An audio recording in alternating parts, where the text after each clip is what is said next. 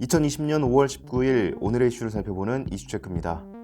텔레그램 불법 성착취 사건 이후 성범죄 처벌을 강화하기 위해 마련된 이른바 N번방 방지법이 오늘 시행됐습니다. 불법 촬영된 동영상을 소지 또는 시청만 해도 최대 징역 3년의 처벌을 받을 수 있는데요.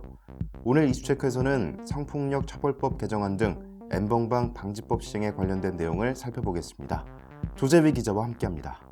네, 안녕하세요. 조재휘입니다. 네, 오늘 성폭력 처벌법 개정안 등을 공포했다고 하는데 어떤 내용이죠? 네, 정부는 오늘 형법, 성폭력 범죄의 처벌 등에 관한 특례법, 범죄 수익 은닉의 규제 및 처벌 등에 관한 법률 등 3개 법률 개정안을 공포했습니다. 13세 미만 미성년자 상대 의제 강간, 추행죄의 공소시효 폐지 등 일부는 제외됐는데요. 개정된 조항은 공포한 날부터 즉시 시행됩니다.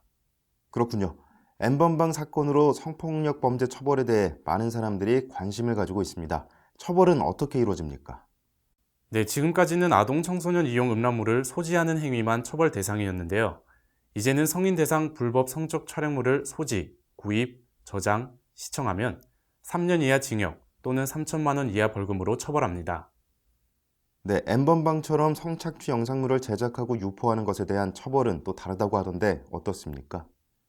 네, 지금까지는 성착취 영상물 제작 반포죄의 법정형은 5년 이하 징역 또는 3천만 원 이하 벌금이었지만 개정으로 인해 7년 이하 징역 또는 5천만 원 이하 벌금으로 상향됐습니다. N번방 사건처럼 피해자 스스로 촬영한 영상물이라도 동의 없이 배포하면 처벌됩니다. 네, 또 N번방 사건에서는 성적 촬영물로 협박하기도 해 비난을 받았는데 이런 경우는 어떤 처벌을 받게 됩니까?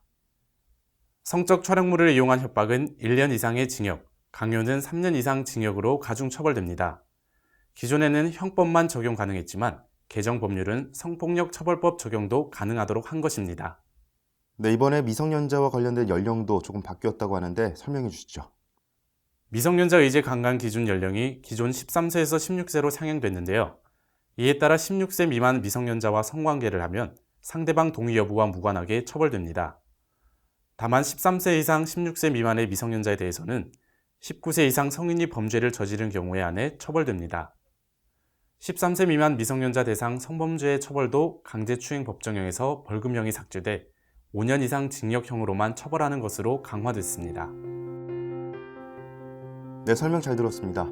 이외에도 합동 강간, 미성년자 강간 등 중대 성범죄를 준비하거나 모의만 하더라도 처벌하는 예비 음모죄가 새로 만들어진 것으로 알려졌습니다.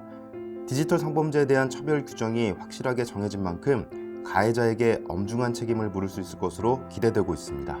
이상 이슈체크였습니다.